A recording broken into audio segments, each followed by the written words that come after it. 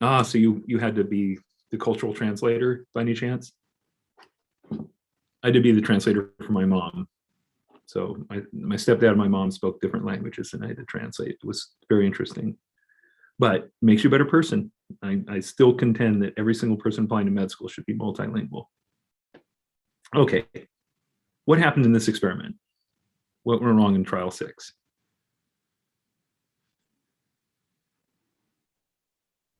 So how's it doubled? What would cause it to be doubled? It is double the value.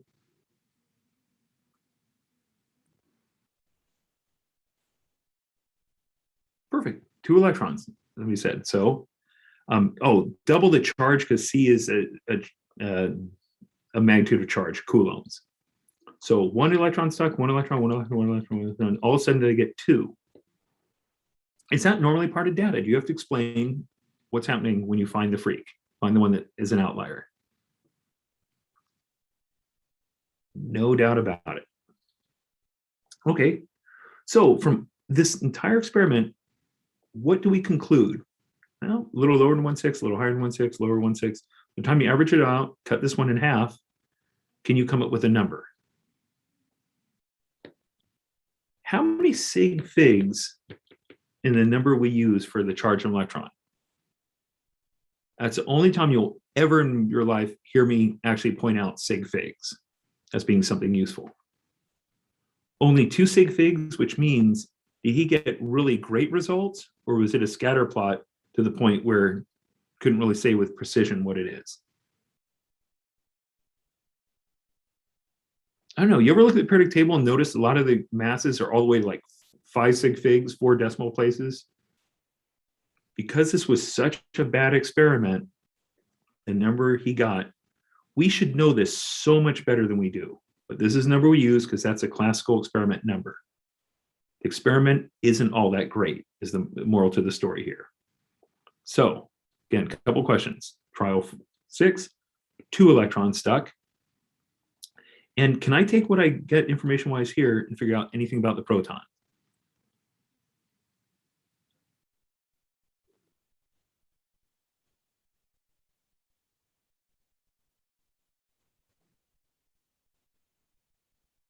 Not directly, but what I could do is the following. So let me give you a different experiment. The other day, too much information, but I'll still tell you, I dug a hole in the ground in the backyard, and I piled up the dirt. I don't know why my dirt is suddenly made of gold. But I found out that this hole with 2 liters. How much dirt do I have in this pile? How do you know? I didn't measure it. I only knew the hole. Does the hole equal the pile? So if I know the volume of one, can I figure out the volume of the other? Because will the dirt cancel the hole? Perfect. Even though I don't know, I can't do an experiment for the proton, it'd be too hard. Is there something else you could conclude the same idea? One cancels the other to figure something out. So if an electron has a certain magnitude of charge, can I come up with any conclusion? Equal and opposite, because does an electron cancel a proton? Put the two together in a unit with no charge. Sure. The dirt cancels the hole. They must be equal and opposite. One's a dirt, one's a hole. Equal and opposite. So simply sign. So do I need a new experiment or experiment for the proton? Not at all. I just know if I learned the unit of charge for an electron and it cancels a proton, we're good. Perfect. Okay. Moving on. So I'm going to click in 3, 2, 1. Variation of the oil drop experiment. Again, will they do variations on the MCAT? Will they take what you learned and twist it? You bet. They are mean, evil, rotten people who work in DMVs or as parking ticket givers. They get promoted to become test writers. So with that in mind, I want to predict what they're going to do. So can they send particles of known mass and size? Oh yeah, university parking monitors. 100% of all test writers used to be university parking monitors. True fact. If you believe me, or downtown ones. But can I send in particles that are exactly known? Yes, but there's no parking in that special place, just so you know. So, so I can send in plastic spheres of exact mass and size. So can I eliminate the issue we had with oil drops by putting in very specific spheres of known size? Can I take away that variable that we had? Okay, number two, instead of counting on random collisions to remove an electron, can I send in what's known as an ionizing beam?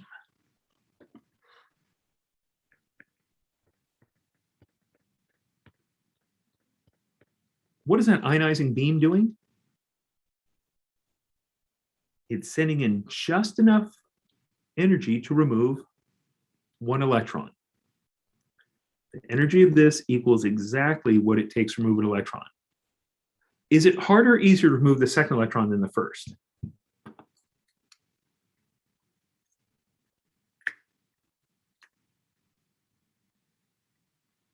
Easier to remove the first one. Once the first one's removed, you agree the plus charge is going to be greater relative to negative. So it's going to be a little bit harder. Second one's held a little bit more tightly. Third one a little bit more tightly still. So if I send barely enough energy to turn it into +1, everything stays +1 and everything's a known mass. Is this going to be a better experiment? Sure. I'm going to toss in a couple words to describe this ionizing beam. You tell me if these words are correct. It is monochromatic. True or false? If you don't know, translate. What does mono mean? Please don't say monkey. One. Perfect. What is chrome? Color. One color means, is this every photon there the same wavelength?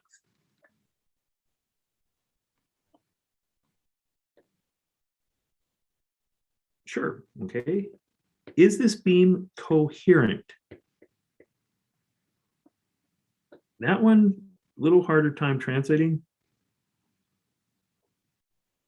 Coherent means, is everything in phase? No, everybody read Jonathan's question, because that's what I was hoping everybody to say. So take, for instance, the second row in the periodic table, beryllium, magnesium, calcium. The thought is the first electron gets you one electron away from noble gas, but take off two, and you get rid of your 2s electrons, becomes noble gas. Even in that constraint, the bigger plus charge, and what happens to cations? Cations get bigger or smaller? Cations get smaller. So the problem is when you take that first electron off, suddenly that second valence electron is now closer to the nucleus. It's held more tightly. So it's going to be harder to pull the second one off, even though you're getting a noble gas configuration. The gain in the noble gas stability does not supersede. It's not so great that it overcomes the increase in the positive charge and the closer to the nucleus of the second electron coming off. So perfect question. It's still, the second ionization energy is still always higher than the first. No exceptions to that rule. Okay, and then what does coherent mean? What does coherent mean? I just had to say it that way to be a smart ass.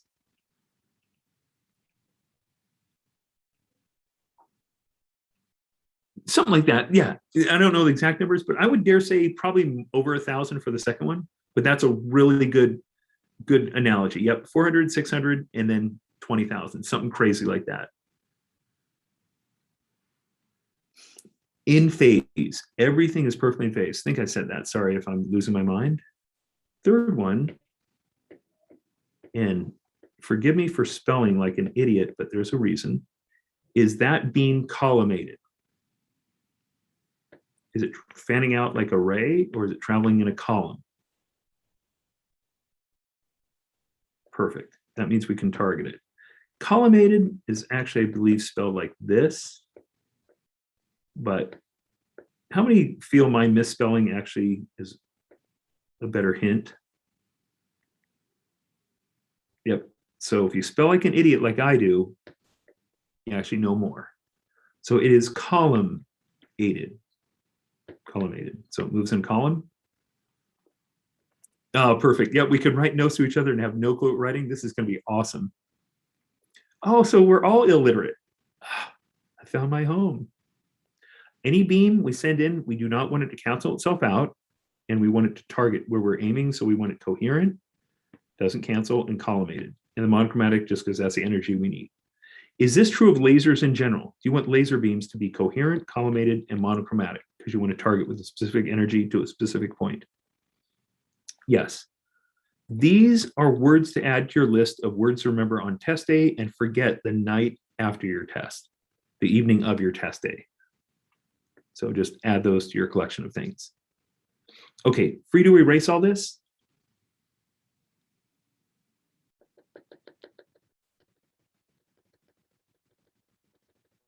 I want to leave ionizing beam up there, so sorry, I'm erasing this way. Okay, so charged particle suspended, Q equals mg, set to equal to each other, we're set. What's wrong with this drawing?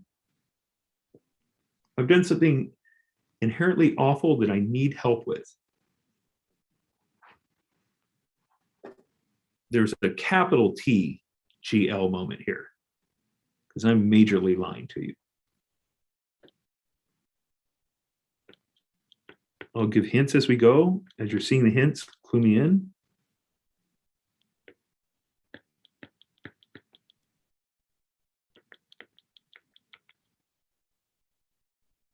What happens when I send in an ionizing beam? Does that add an electron or remove an electron?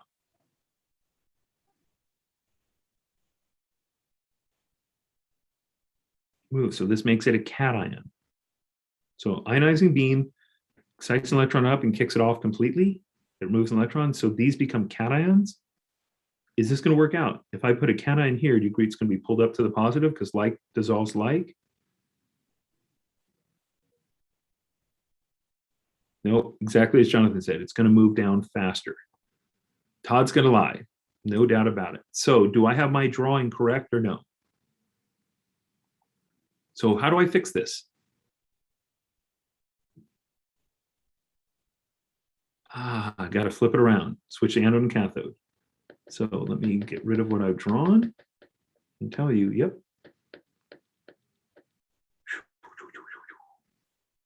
Now is it better? Now is it working? Cathode, so plus, plus, plus.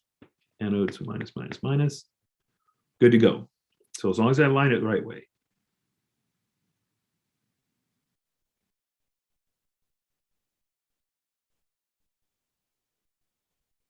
Yep. Oh yeah, staring at this one. The subscript is P, meaning for the positive instead of the negative. And then why is plastic better than metal for whatever material you're using? Just like why was oil better than water?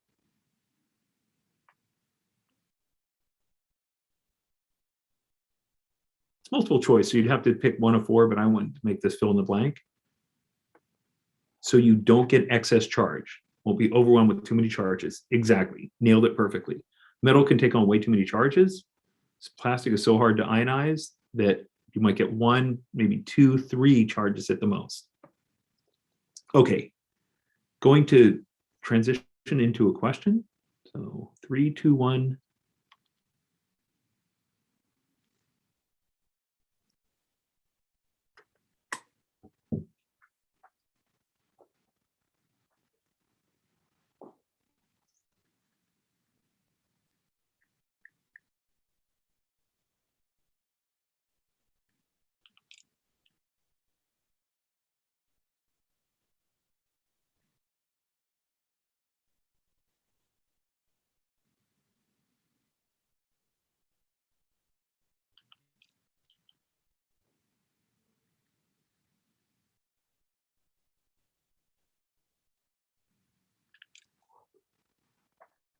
Perfect.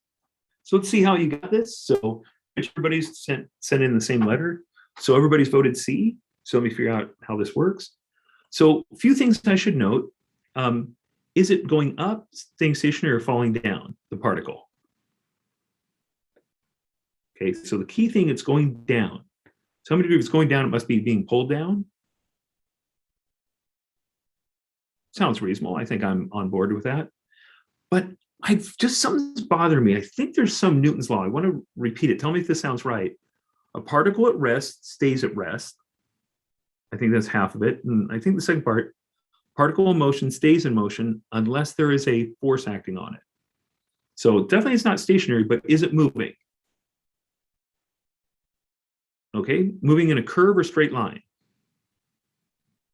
Straight line. Okay, so no change in direction. And it's speeding up as it goes down, right? Starting at 5 and speeding up all the way to become 5. Oh, wait a minute. Is it going the same speed?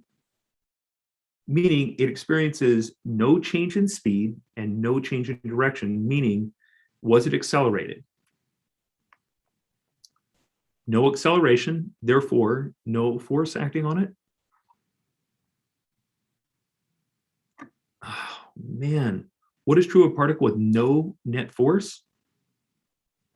Force up equals force down. Is this a trick question just waiting to mess with you? Acceleration is 0, so the net force is 0. It is because we are so zoned in on object at rest being the case where you studying in the experiment. How many feel fleeced by this one? How many feel a little bit cheated on this question? This was mean and evil. So I want you to actually, as you go through AAMC materials, and this one you'll find something similar to this in the flashcards. They had an example that they messed with people on this one. Certain trick questions for translational motion. They love giving you something moving at constant speed. So they give you velocity, but then they ask you about force or acceleration. They give you one thing, but ask about something different. So constant speed, everybody thought it was C. I got 4 responses in privates, all C, C, C, C. So is this one where I got burned? And that's okay. I don't mind getting burned here, but it teaches me the big picture. Don't be pissed at this question. See the bigger picture.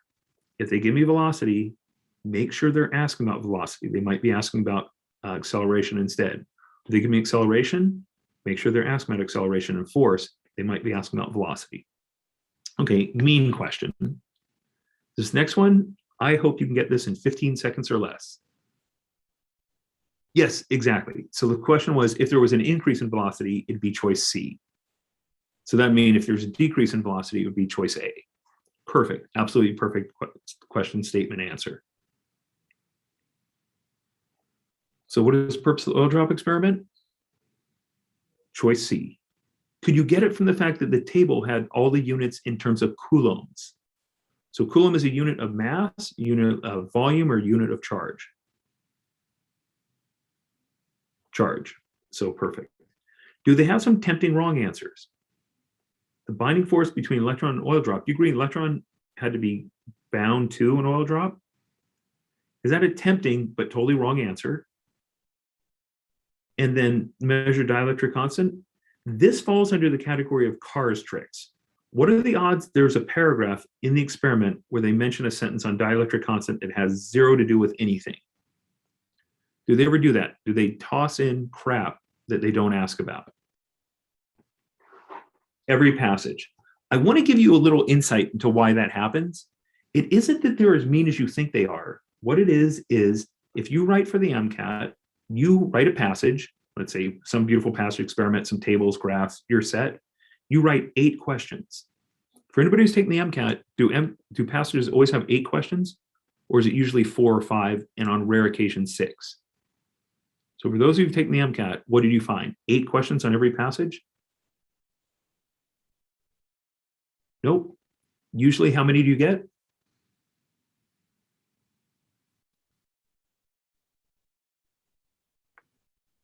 Oh yeah, that's exactly what it is. They emphasize that. 4 to 5 questions, occasionally 6, exactly. Which means in the original submission, could there have very well been a question on a dielectric constant? So the person who wrote it might have asked something on every single thing in the passage, but for the person who edited it, did they throw away a question that had nothing to do with that part of the passage? So it could be partially editing, could be mean test writer, but I think it's more editing. But the key thing, do not think because it's in the passage, you will definitely be tested on it. That question could have been edited out. Is there any power in knowing this? As somebody taking the test, is there any power in knowing the methodology and the way a test was written? Is that going to give you any hints on how to go through things? Weird as it may be, it really does. The more you understand about what they ask and how they ask it, the better you can recognize what they're asking. And so this, I had left this in here because this came from another part of the passage, which had zero to do with this question, but it came from the passage. That's stuff that's going to show up. That's a CARS type of answer. So binding force isn't measured. Dielectric constant is from a different part of the passage, which is irrelevant to this. And the gravitational force, although it's important in the calculation, we already knew it thanks to our good friend Newton, determining the charge and electron. Okay. 2 more experiments and then some nuclear. So timing wise, I'm obviously going slow, but again, I apologize, but I want to go slow on these because I know if you're watching after the fact, you can speed it up and watch on a high speed. But if you're not, if you need the pieces of everything, it's better to go slow. Okay, we have this. I'm only showing part of the experiment. I'm going to send a particle here. I want it to move in this direction. So you tell me, what charge does this particle have to be in order to accelerate in that direction or move in that direction? It needs to be negative or positive to float through that hole. Okay, so 1 vote for negative. Is there any way to tell what kind of particle is going to migrate across here?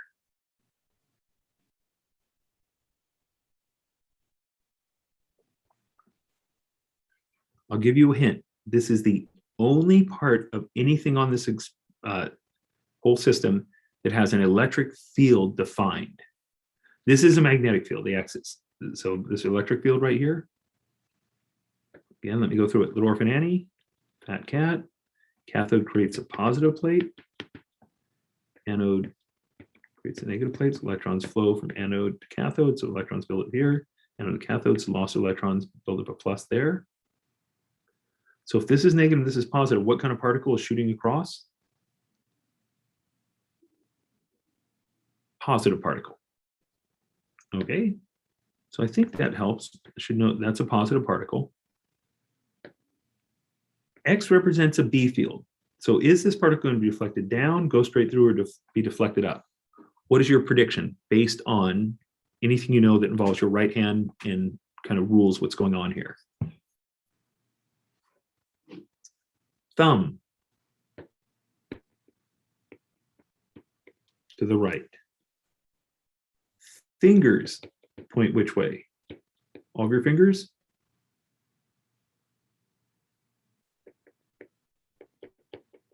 Into the page. Perfect. Which way is your palm pointing? Is a right hand rule for a positive or negative particle? Positive particle. So which way is this particle going to be deflected when it goes in that magnetic field? Deflected up. Because it's constantly a magnetic field, it's going to move in a circular pathway. So I want to share a little something with you. I think we've gotten close enough for me to do this. I'm a chemist. My wife is a chemist. So what did we try to force our kids to be as they grew up? Chemists. Perfect. We did it in very subtle ways. Oh no, we went total. You better become a chemist or else. When our oldest daughter, our youngest daughter, became a biochemist, we were a little bit disappointed, but then we learned to accept that she was biochemist. And it was we were okay with this. But when they were young, we had family game nights. So you might have had like, you're all pre-med, so you probably did operation or name that body part. I mean, you probably played fun game nights. We had things like pin the tail on the periodic table, name that element, lots of fun games. But one we had was a family mass spectrometer. And so one night we're playing and I'm in the kitchen subliming carbon to make it incredibly pure. My wife is standardizing the machine to make sure the detector is set the right way.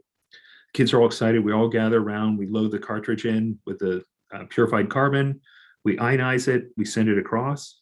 And here's what carbon did. Carbon enters it. It's ionized, so it becomes carbon plus, and it curves. So we get this one beautiful curve, just like this.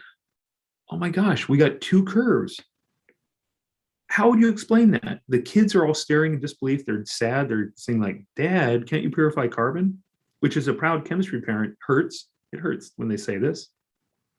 How would you explain to them? What could you tell your kids that you just failed miserably and made two?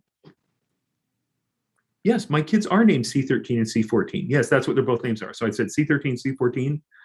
Here's what happened. I don't know how you knew those were their names. That's kind of funny, but what would you tell them? Or you mean, oh, that's the explanation. What are C12 and C13 and C14? How do you describe that relationship between those three? Different number of neutrons, protons, isotopes. Perfect. Isotopes with a different number of neutrons. So is there a chance that one of these is carbon 12, one of these carbon 13 or 13, 14? Which is which? Which do you think is 12 and which do you think is 13? Would heavier make a difference in the circular pathway? So I've heard people say the heavier one is this one. Why? What does your intuition tell you? Can I get rid of the right-hand rule so you can read this? Right-hand rule going in 3, 2, 1, gone. As M goes up, R goes up. And intuitively, the heavier it is, the more it's going to go before it's, perfect. Thank you, Brooke, because I was just about to say the same thing. Harder to deflect, a heavier particle, more inertia it has. So R2 equals M2, heavier one. So because R2 is greater than R1, M2 is greater than M1. So can I figure out the carbon 12 and carbon 13 ratio based on the collision ratio? How many are okay with this device at a fundamental level? Isotopic distribution equals the mass distribution, which equals the collision distribution.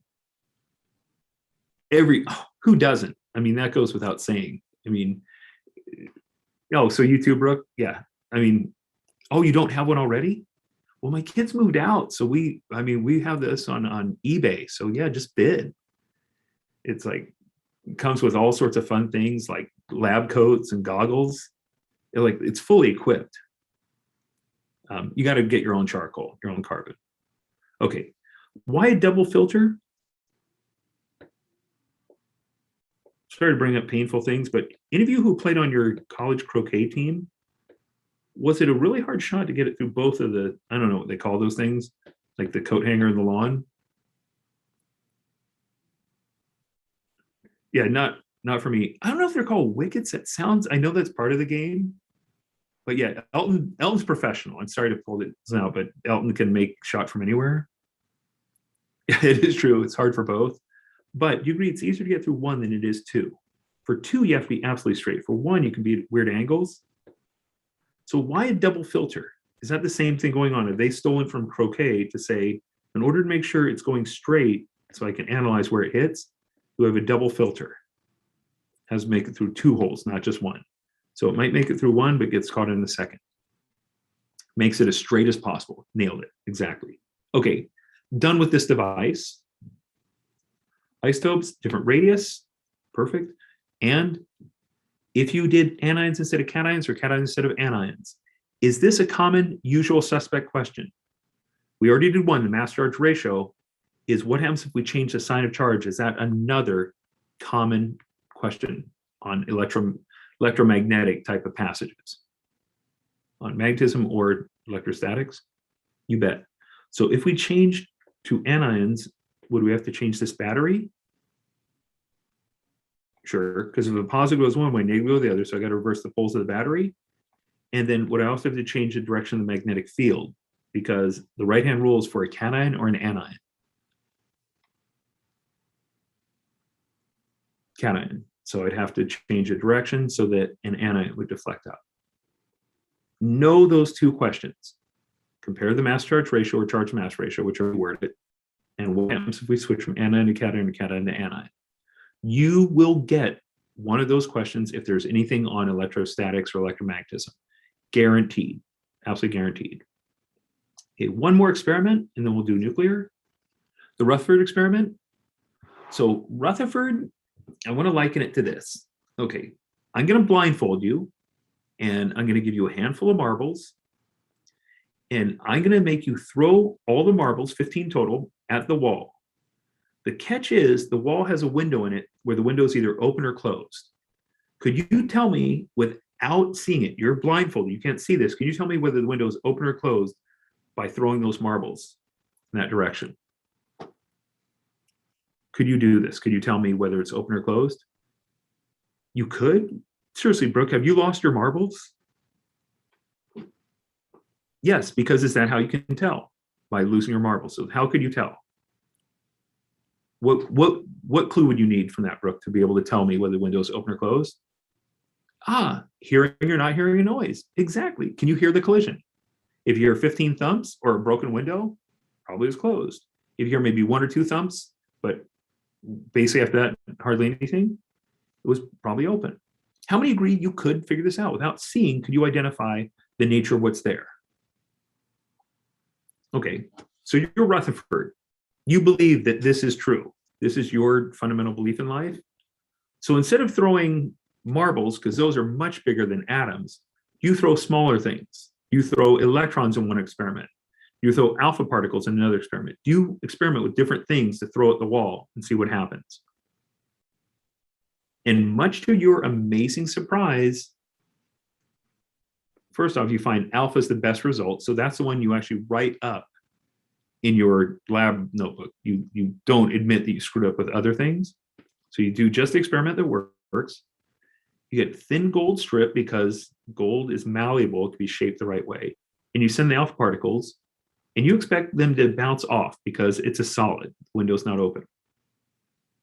What you find is the first time you do it, you put a screen over here to get the reflection, the recoiling, I should say, the ricochets, and it ends up you get hardly any results. So you decide to move the screen here and you find almost all the rays pass through, which means, are there a whole bunch of open windows in this gold? Is this gold more like Swiss cheese or a true solid?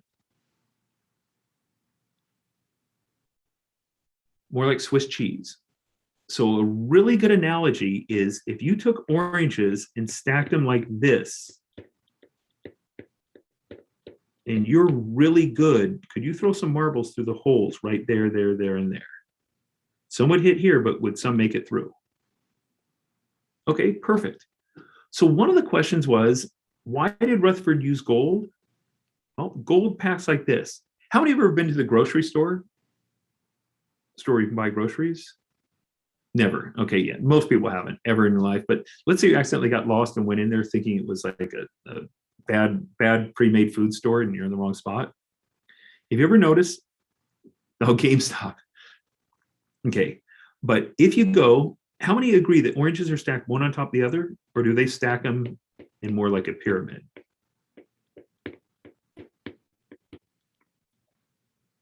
More in a pyramid. Why do they do that? Why do they stack them like this and not like this? More compact so they don't roll, more stable.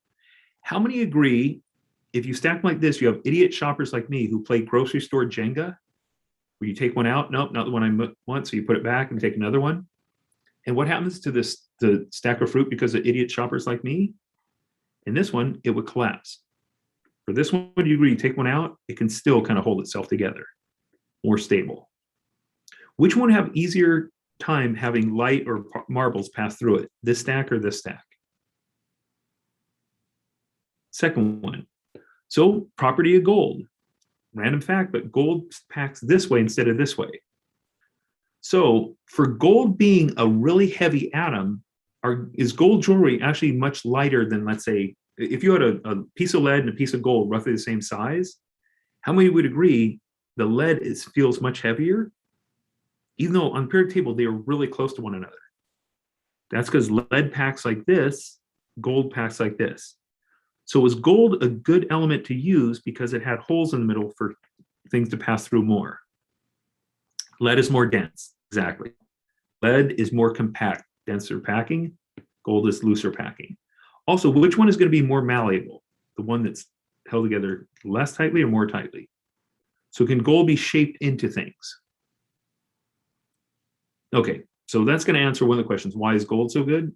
Gold packing allows for things to pass through it. Okay, going to clear this and going to focus on what we just got.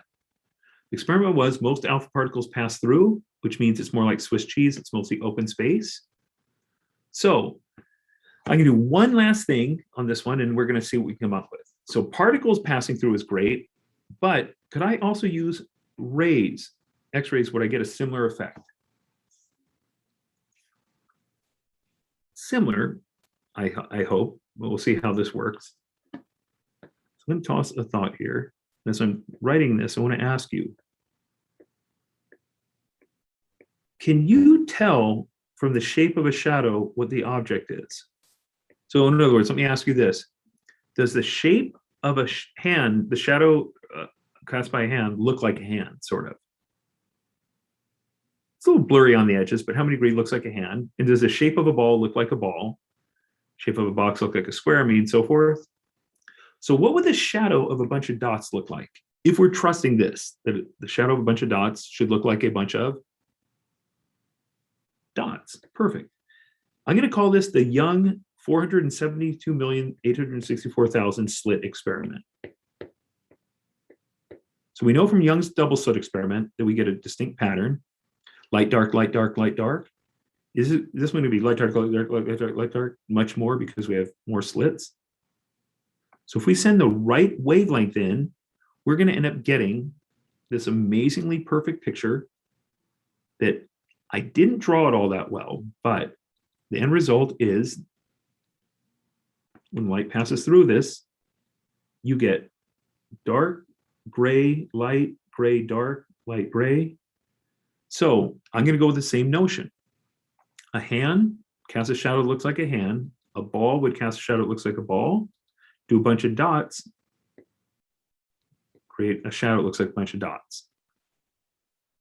So I'm going to reach a conclusion. Is gold made of a bunch of dots that are in a predictable, uniform location? So can I reach a conclusion, in fact, that gold has a very repeated structural pattern? Because the shadow is a bunch of dots. The object is a bunch of dots. How many degrees saying the object is a bunch of dots makes me sound like a babbling idiot?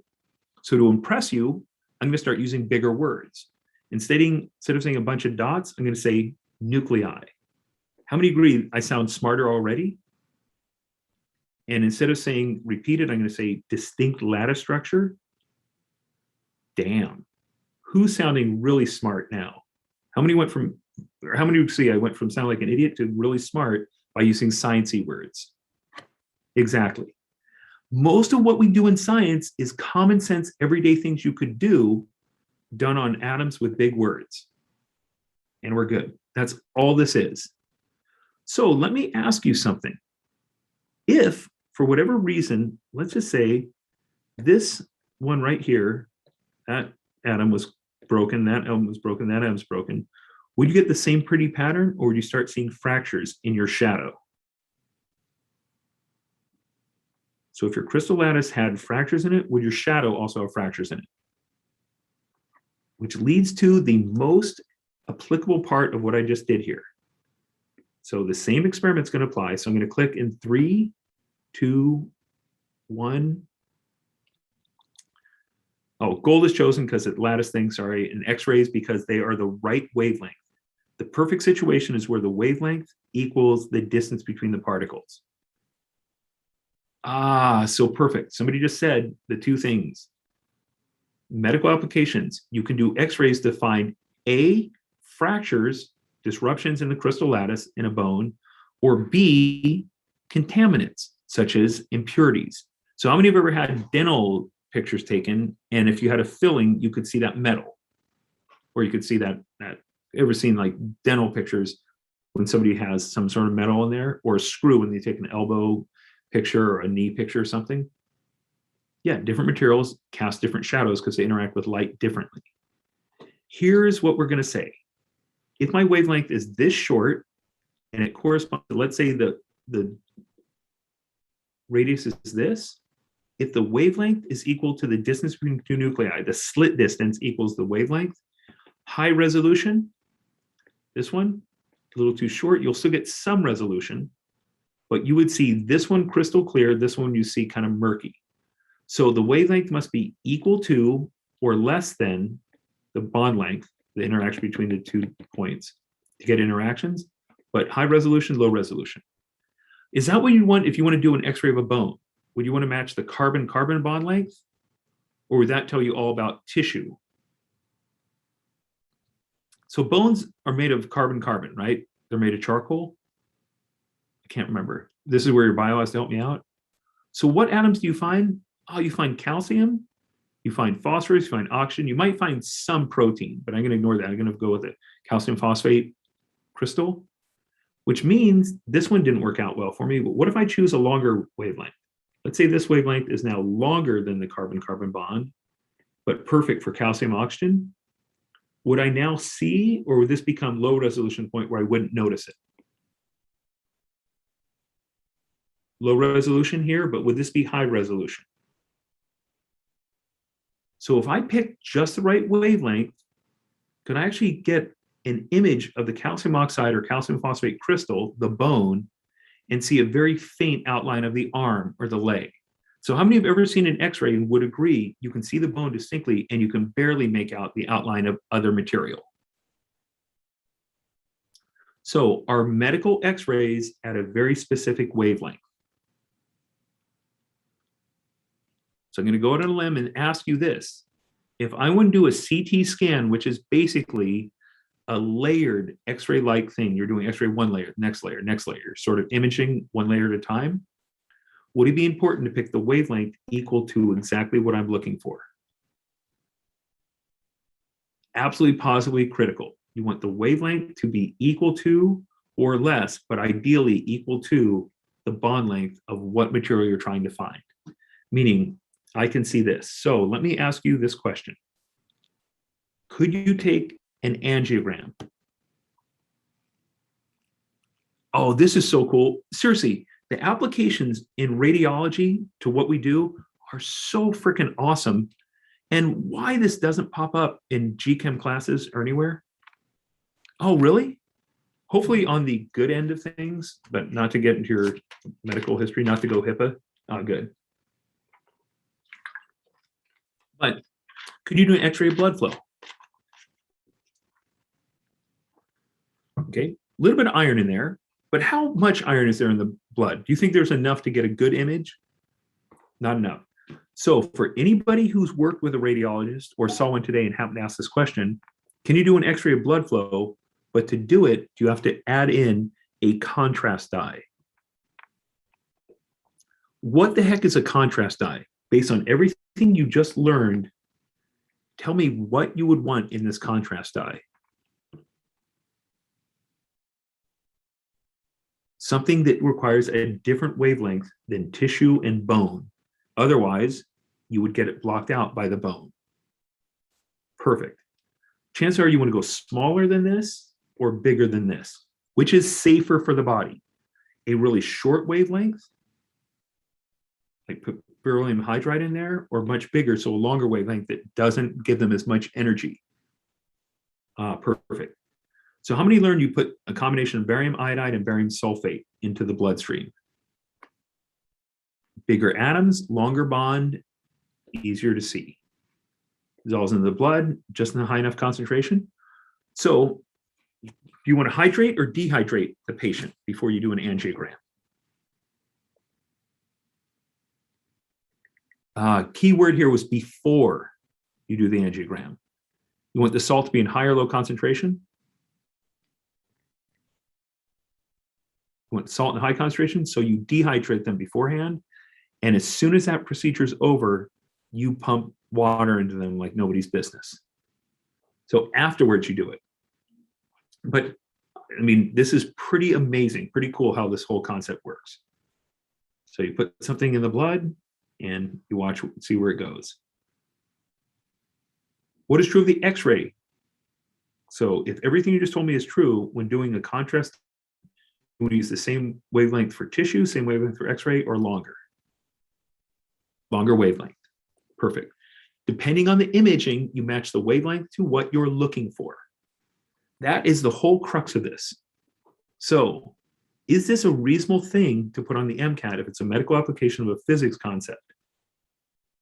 You bet. This has been something that has periodically popped up maybe once or twice a year since the MCAT was invented. Okay, well, since it was reinvented in 2015. This is a beloved concept that is simple but unfamiliar. And how many agree lack of familiarity is one of the things that is bothersome? Internuclear distance, that's going to be my transition for where these kick in. But how many are okay with this? And I so hope you get something on radiology. It's just so cool. So sorry to have that geeky science influence. Nuclear chem.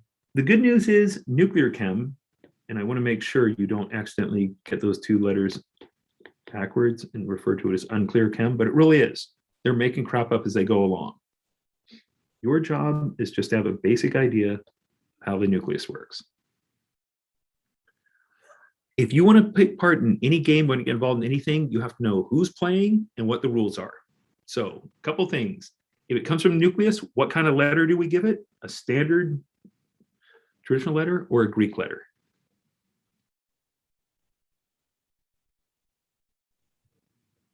Perfect.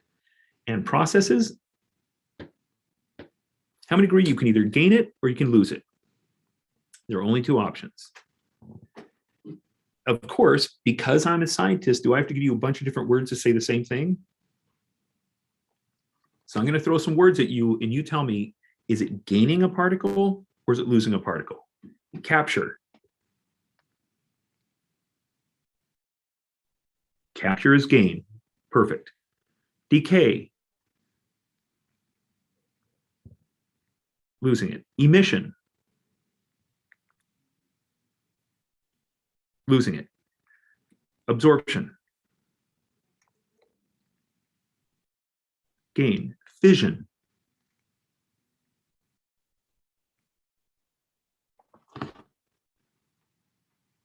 Perfect. Loss. Fusion. I hate to admit this, the way I remember fission and fusion is kind of rude and condescending if you're a proud Ford owner, but the Ford Fusion is the most incorrectly named car ever made. Because if you know anything about Fords, I've owned two in my life, and both of them had pieces of plastic and other parts start flying off of the car. Do Fords fall apart or stay together? Fords fall apart. So what should that car have actually been called? The Ford Fusion or the Ford Fission? Correctly named, it should have been the Ford Fission that falls apart. I kid you not, that is how I remember this. I have no pride whatsoever. How much pride do you have? Great big zero. Okay, the particles. Alpha particle is a helium nucleus. If you can remember alpha helium, or excuse me, if you can remember alpha helix, you can remember alpha helium. Beta particle, nuclear electron. I want to emphasize this. If you say this to a physicist or a chemist, you'll be laughed out of their office. But for the MCAT, this is perfect. A neutron, I'm going to tell you, is not a neutron at all. A neutron is more like a Schwitter ion. So a neutron may be neutral, but there's a couple ways to be neutral. You can be neutral by either A, having no charge at all, or B, could you be like a Schwitter ion, a plus and a minus? I want you from this point on to think of a neutron from now on as a proton and electron smushed together. But have you ever learned that changing the number of neutrons actually changes the NMR absorbance? And it does it one of two ways. It changes the mass, so it spins differently. We can also introduce a different pole. There's very confusing nuclei because the neutron also has a pole, or it can have a pole, a minus and a plus end. Kind of weird.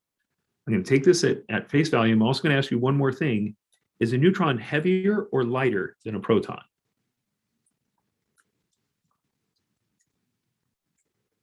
And nobody probably ever pays any attention to this, but they're close, but it ends up a neutron is slightly heavier. It's slightly heavier by the mass of an electron, more or less. So take an electron and a proton, put them together, you get the mass and charge of a neutron. So from now on, I'm going to tell you a neutron is an electron and a proton. Yep, random fact that nobody knows, but it's cool that it works out this way. And know that it is almost true. So what I'm teaching you is BS chemistry, almost true. Oh, because you have to use different things. Because it comes from the nucleus, is it an electron, or do I have to give it a Greek letter? Because I'm not using their jargon. This is not an electron. It is a beta particle. But based on this notion, let me go through this in slow motion. Can you undergo something called beta decay? Can the nucleus, one of the neutrons' nucleus, kick out a beta particle? But what gets left behind? So if it undergoes beta decay, you now create an electron, often in space. And notice I did something. In chemistry, do I always write a negative here, electron with a negative, proton with a positive? Is that convention? You always put the charge up here in chemistry? Because this is really nuclear physics, this is considered a physics concept on the MCAT. Physicists do not put the charges. They're anti-chemists. That's fine. I want you to know there's a plus here, there's a negative here that I haven't written in. It's hidden in the Q right there. Okay, so if I undergo beta decay, I kick out an electron. Do I convert a neutron into a proton and therefore change the number of protons and therefore the element's identity? So when I start understanding what is actually going on, how beta decay can actually happen, because how the heck do you have an electron fly out of the nucleus? It's because a neutron is part proton, part electron. Reality is, no, there's other things going on, but is this the big picture that works for the MCAT? You bet. So it's a very juvenile approach. It gets you all the right answers. What do you care about? Good MCAT score or the ability to hang out with physicists in their dungeon and never see the light? Score. So from now on, to your knowledge, a neutron is a proton and electron smushed together. Perfect. Hanging out with physicists is not all the fun it shows on the videos. Also, notice I changed from E to B. Why did I do that? Why is it a beta instead of an E? Because where did it used to live? It is an electron. It's off in space, but where did it used to live? In the nucleus. Because it came from the nucleus, have to assign it a Greek letter. We also learned along the way that there was a positron. Positron is the anti-electron that gives us such things as PET scans. And gamma ray, high energy. So we've already been through these. We're set. Alpha, helium nucleus, very stable nucleus. Beta particle, nuclear electron, positron. Notice how muon is not on this list. Muon was a screwy thing, and also neutrino doesn't really, it technically is a nuclear particle because it has no charge. But yeah, I could add a muon by all intents, and I could actually add a neutrino, but we typically don't show them as things because muons don't really behave in typical nuclear chemistry where you change the nucleus. They're actually generated by a different source. And then neutrinos usually are the fudge factor, the missing mass that you can't find. So we'll have one pop up, but we won't really freak out about it. So muon was on that last question, and you got it by default. Positron, fair game to know. Neutrino, fair game to know. And then the standard ones, electron, proton, neutron, fair game. Okay, nuclear processes, you already taught me. Decay or fission, things fall apart. If it's fission or decay, that means it's going out, so it is a product. Whereas if it's capture or fusion, it is a reactant. So what does the 14 mean? What does the 6 mean?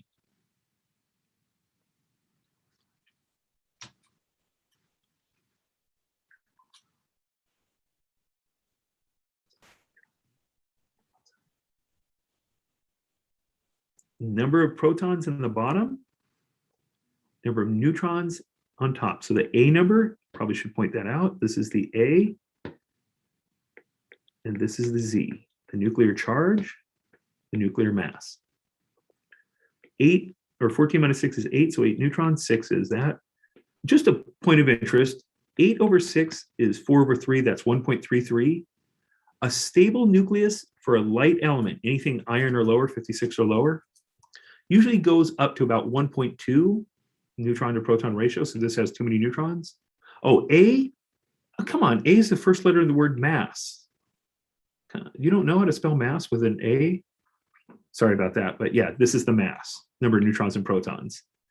Yep, go figure. The reason, and the reason I point out, I don't mean to be the smartass that I'm being, but because physicists can't spell, there's so many of these letters we have trouble with.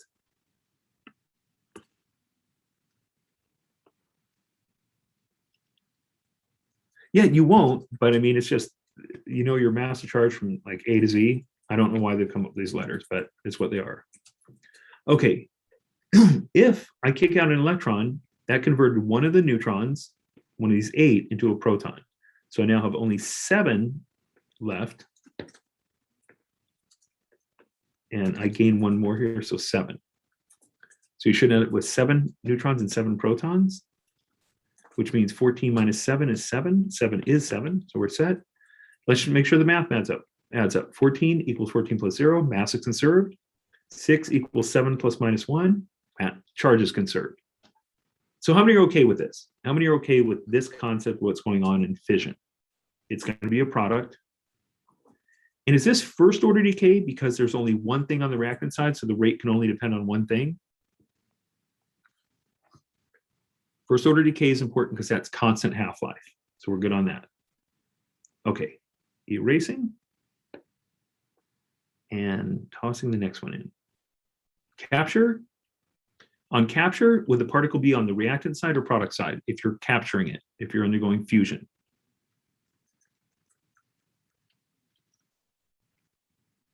It has to be on the reactant side.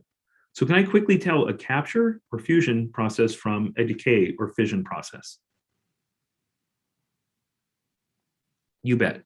Nice and easy way to tell. 52 plus 4 equals 56. 24 plus 2 equals 26. Okay, I want to point out, I have made it a point to throw common things. Do we ever use carbon-14 for anything?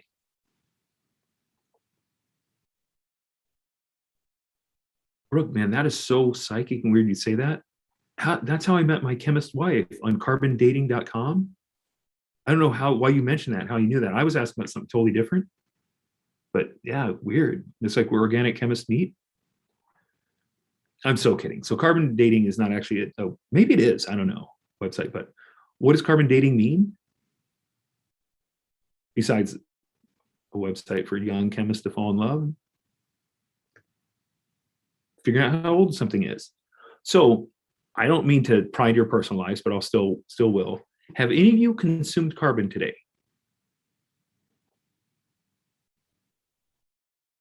Okay. Have any of you given off carbon? Have any of you exhaled today? Perfect. So can I safely say you are equilibrating with the environment? Really, now you're just bragging, Elton, but okay. So you're a breather.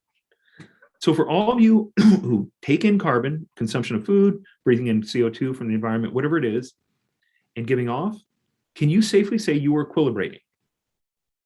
So I'm going to tell you, every living organism has the same carbon-12 to carbon-14 ratio, or as I've written it, carbon-14 to carbon-12 ratio. You filthy mouth breather. Is that from Star Trek?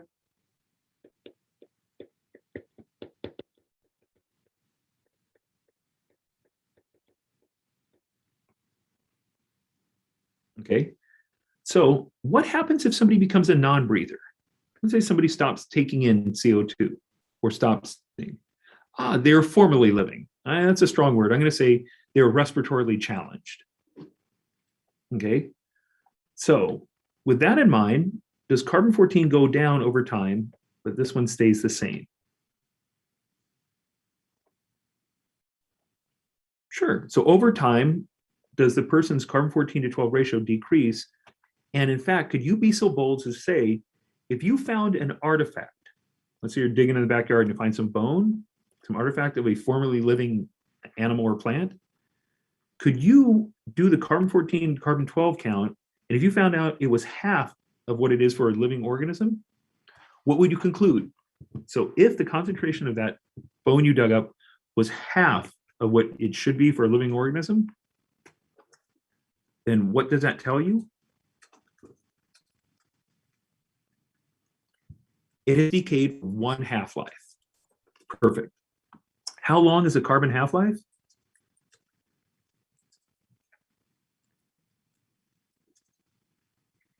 Fairly long time, 5,700 years, give or take. So I'm going to put a number up here because it is really long. So does the carbon 14 to 12 ratio give you the time of birth or the time of death? Time of death. Do we use it in hospitals? Do detectives use it when investigating crime scenes to see the time of death? Yes, if they're trying to investigate what happened to a dinosaur, possibly. But if I want it for something more recent, I have to use a different isotope. But can isotopic abundance actually be used to date from when it stopped equilibrating till that moment? You bet. How many have had one of these? What exists after so many half-life questions? They love those. Capital L love those. So we're going to have to do some of those. Okay, I'm going to erase this and say, I give you two things. I gave you carbon 14 because of carbon 14 dating. I gave you iron 56 because random piece of information, but iron 56 is the absolute most stable nucleus we know. It has the most stable, i.e. strongest internuclear forces holding it together. Everything wants to become iron 56. So elements smaller than iron 56 have a tendency to undergo fusion. Things heavier than iron 56 have a tendency to undergo fission. So when we talk about nuclear reactors, nuclear bombs, nuclear anything, we talk about plutonium and uranium. Are those fission or fusion processes? They start out really big. Uranium, plutonium are massive. So they're very big. They want to get down to iron. They have a tendency to undergo fission, things that break apart. But everything, if it has a choice, wants to be iron. We prove this one of two ways. One, we go into a lab and figure out the binding energy or the nuclear binding energy for particles, a lot of work. Or we take a field trip to the core of the Earth and we see where a nuclear reaction is going on for what, 4.5 billion years, give or take a week or two. So when you go into the core of the Earth on your field trip, will you find a lot of iron? Is that the element that the core of the Earth is made of? Meaning, if you do a nuclear reaction long enough, things want to tend to become iron. And how many are aware that the core of our planet is mostly iron?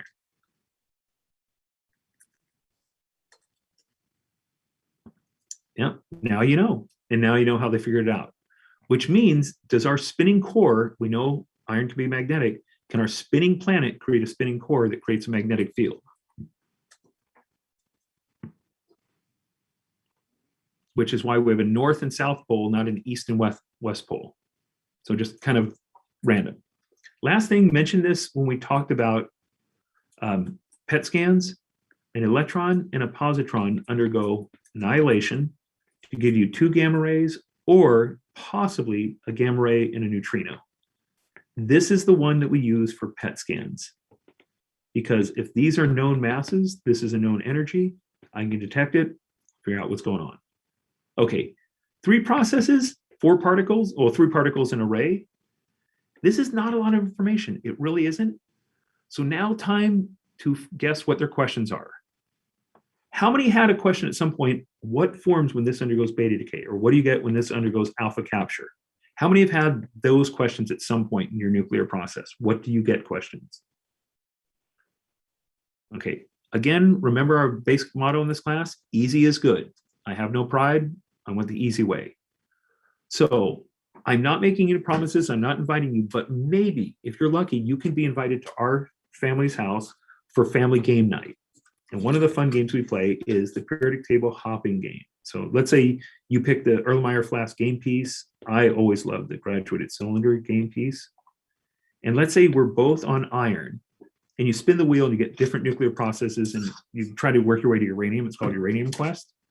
So I want you to tell me, what if I underwent alpha capture or alpha decay? What happens in alpha capture? You gain an alpha particle, which means how many protons are you gaining? Not 4. 4 is the mass, and this number is the mass or the number of protons.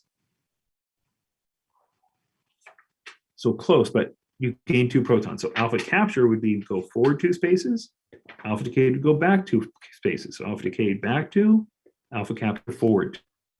What about if you underwent beta decay or beta capture? So how many degree beta decay is losing a negative, but losing a negative is kind of the same as gaining a positive. So would beta be moved forward 1 or 2 spaces? beta decay, move forward 1, beta capture, move back 1. There are only 4 moves: alpha decay, alpha capture, beta decay, beta capture. Positron doesn't get involved. That's a more advanced game. So for the simple entry-level thing, there's 4 processes. I want to take this right here and apply it to a question then.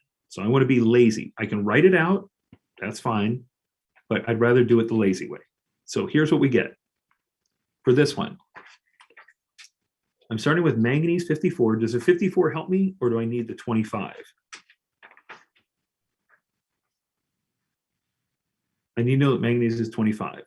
What does this manganese undergo? 2 alpha captures, which means move forward how many spaces for the 2 alpha captures? +4. Perfect. Perfect. Oh, we knew what you were onto on that one. Am I done, or is there another process? One more. Gain a negative is like moving back. So beta capture is like losing a positive 1. So move back how many spaces? Go back 1. Am I done with the nuclear processes? What element am I at? Nickel. So I can get rid of B, get rid of D, but unfortunately there's 2 nickels. So what flavor nickel? Now I got to worry about the mass. What is the mass of an alpha particle?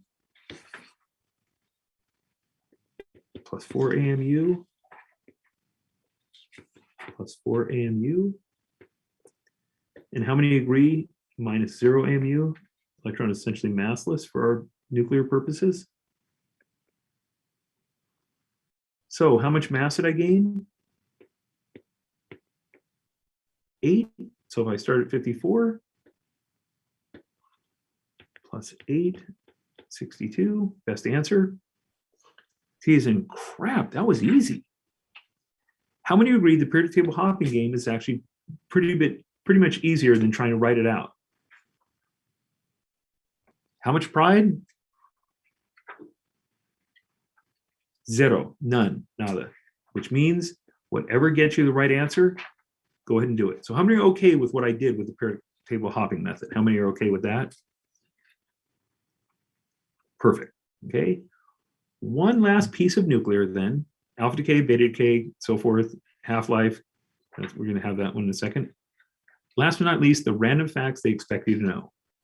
This equation, because it's tied into the PET scan process, where we put sugar that has a fluorine, unstable fluorine atom on it, emits a positron, which collides immediately with a nearby electron, which converts into 2 photons going in opposite direction of exact energy, because these are exact mass, I can detect it.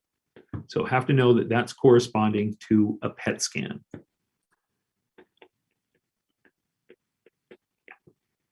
Carbon, we already mentioned, the half-life.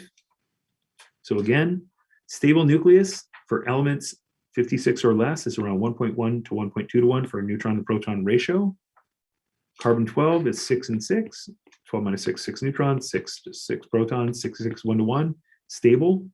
Carbon 14, 8 to 6, which is 4 to 3, which is 1.33 to 1. So in order for this to become stable, it kicks out a beta particle. Kick out a beta particle, and you end up becoming 1 to 1 ratio, become more stable. So carbon 14 undergoes beta decay. Last but not least, iron 56, most stable element. How many knew this one from before? How many knew that carbon 14 was unstable? We can do carbon dating with it. Sure. N equals mc squared, you've probably seen the equation, but never really applied it to a PET scan. So not a bad thing to know. How many is this just random? I, to this day, don't know why they expect people to know this. I'm going to add one more piece of information. It's on the handout itself. So I should have 4. TC is used in radiology.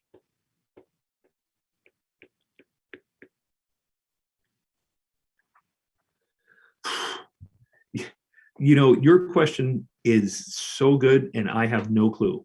I think because physics textbooks make a big ordeal about it, And so physics test writers make a bigger deal about it. The few that know nuclear, they're asked to write about it, just think that's an important random fact. Because frankly, it's a kind of boring topic. No biology reason at the Earth other than on the Earth and you have biology, maybe. I can't even begin to tell you why this is important. This one, PET scan makes sense. Carbon-14 for carbon dating makes sense. Technetium makes sense. This one, random fact that's been asked before, or not asked, but alluded to. So just a random piece of information. All right. One quick question and see how you do. And this question is going to be really long, actually. So how would I get this? Let me give you an equation and you tell me if this seems reasonable. So C naught e to the minus KT, where luckily we can get K by taking the half-life ln of 2 under T1 half and simply plugging that into there and solving. How many agree that's awesome? I want to do that math. Please let me. How many say yes to this complicated log math? Not going to do it. So how do you do it, Elton? What's your alternative?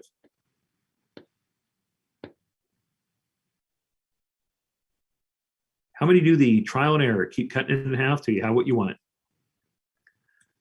So half-life is 5,700 years. So do you agree this is just under 2 half-lives? So 5,700 to get to there, another 5,700 to get to there. Would you agree that's too far? So is it a matter of making an educated guess? Perfect. Brooke, I agree with what you're saying. Around there, closer to 25 than 50. D is too low. A, hasn't gone far enough. B, not really. C is my better answer. Okay. Is this the way you usually see things in school? What percent remains after a certain time? Is that a pretty common question? Sure. Do test writers like to ask the common questions or do they like to mess with you a little bit? They mess with you. So can I take this exact same question and reword it in the following way to successfully mess with you? So there's my answer. I feel pretty good about that, but too many people got it right. I have to screw with you. That's the only way we're going to get job satisfaction. So could I read it? Could I write it this way? So it reads, what is the half-life if 32% remains after 10,000 years? Is that the exact same basic information, 32%, 10, and a certain amount of half-lives?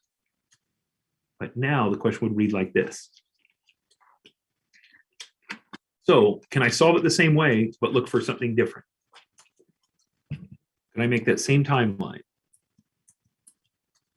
100 to 50 was one half-life, 50 to 25 was second half-life. So would you agree 32% is not quite to 25%? So can I start with the same thing I did before, same diagram? But what can you tell me about 2 half-lives? Is that going to be longer or shorter than 10,000 years? Longer. Can you safely say maybe it's around, I don't know, 11,000? More or less. So if 2 half-lives were 11,000, then can I cut them each in half and get about 5,500 or so? How many are okay that that's the same question, but worded differently? Your job, answer multiple choice questions as time efficient and accurately as you can, get a really good score, go to doctor school, change the world.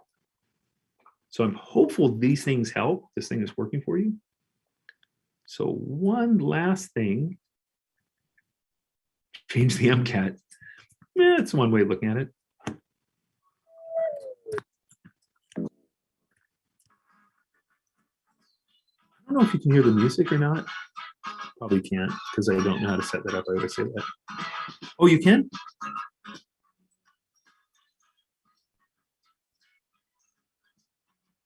Oh, I'm so happy. I don't know what I did. The name of the song is All Possibilities, and it's such a really positive, upbeat song. So much so that like Target did it in their happy ads. That's hopefully your future, All Possibilities. But I'm going to kill the music, but I'm so happy you guys can hear it. But that also means you could probably hear the background in the room, or no? My echo chamber. Oh, cool. So the music came out. This is good. Anyway, that covers it. So have an absolutely wonderful day, chock full of goodness. Oh, thank you guys. And I will hopefully see you office hours Sunday, Monday, or possibly on Tuesday. Thanks for the announcements.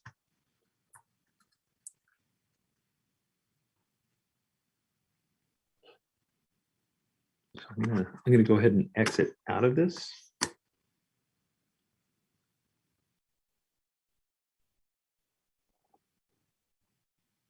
Oh, I would not mind that. If you can get consensus on that vote, I'd be good on that. I think that's a smart way to do it, but I can't promise that because again, I'm trying to adhere to everybody's needs. But I think that's just a smart thing to do because that's just, I guess, more beneficial to everybody. So perfect. Okay. Then I will just see you hopefully this weekend. Okay. Ending it in 3, 2, 1. Have a beautiful rest of your day as well. See you Sunday.